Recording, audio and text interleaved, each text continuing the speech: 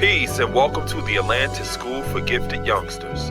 Thanks for watching and subscribing to our channel. Other things that I wanted to say as well is if you've ever seen people building on today's mathematics or building on degrees, one of the things that I keep emphasizing is the mathematics as well as the alphabet can be very ambiguous and broad.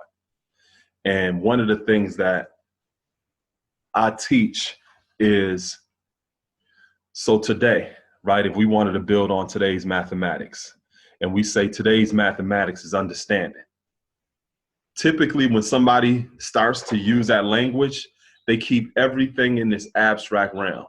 They say understanding is to see things for what they are, not what they appear to be. Understanding is the black child.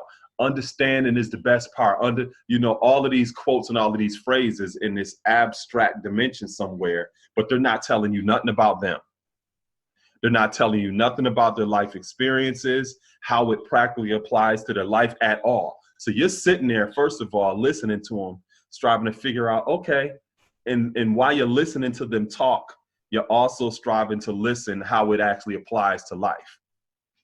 Because it's abstract. It's up here somewhere, right? So this is a simple method in order to properly build on the mathematics to give people a very practical example of how it applies.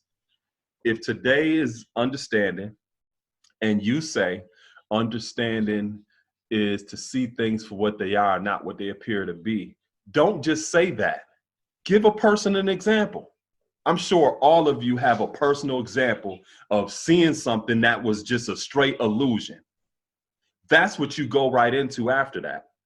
Give a personal example. That is the realm where you actually show and prove. You're just talking about your life experience. Let me give you another example. If we're talking about knowledge and we say knowledge is the foundation, or knowledge is to know, or knowledge is to be aware, give somebody an example of how you weren't aware of something and what happened. People can't debate that. The only thing people can debate is if you talking all abstract. Understanding is to see things for what they are, not what they appear to be. People gonna have questions now because they're gonna be like, what you talking about? What do you mean? Don't even give people room for that.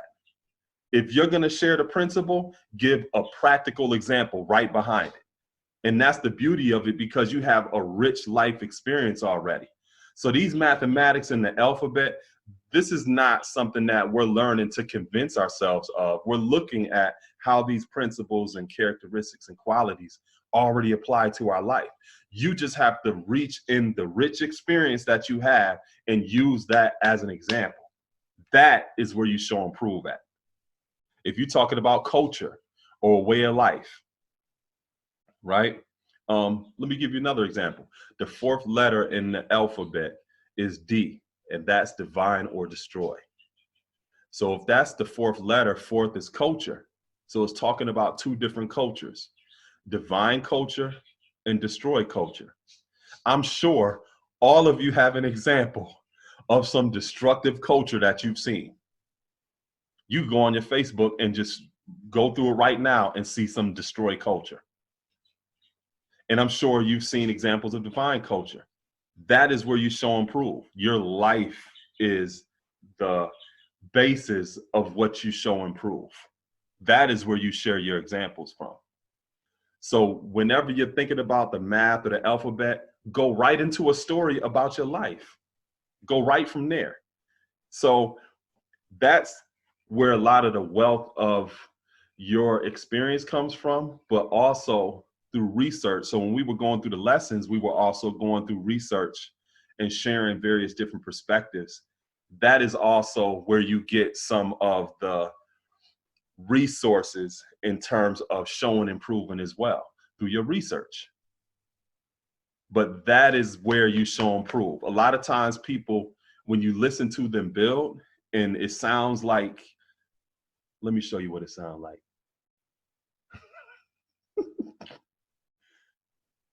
Hold on. Oswald Bates. Before we vote on your request for parole, we do have some questions. adjust to life on the outside. Allow me to apologize myself. My incarceration has forced, you understand, the ventilation of, shall I say, my derriere.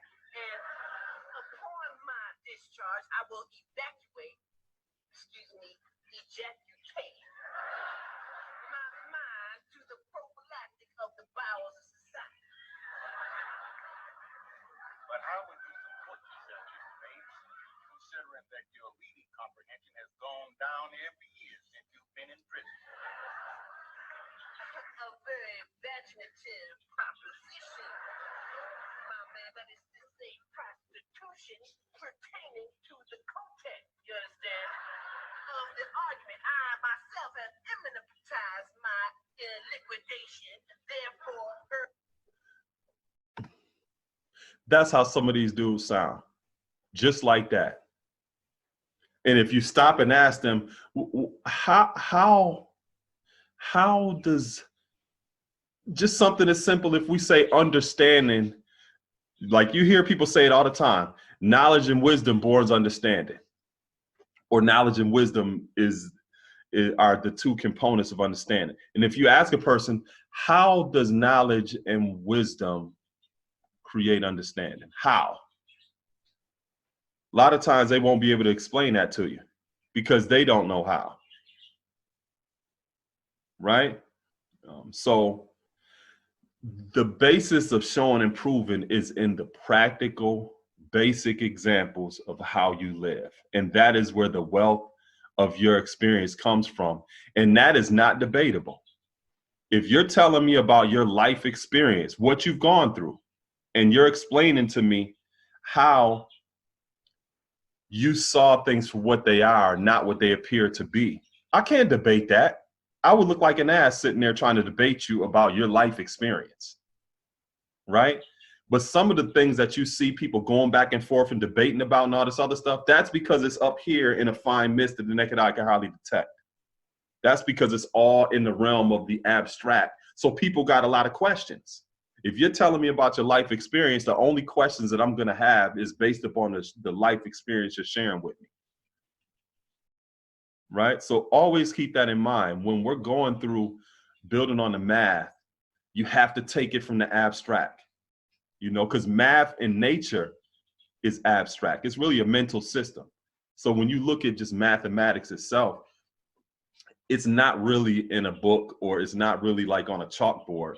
You know, it's symbols that teach how to calculate, quantify, and compute reality. So it's a purely mental system. That's what mathematics really is. So the nature of it is abstract. One is only one until it's used within the physical reality and used to actually quantify something. One phone.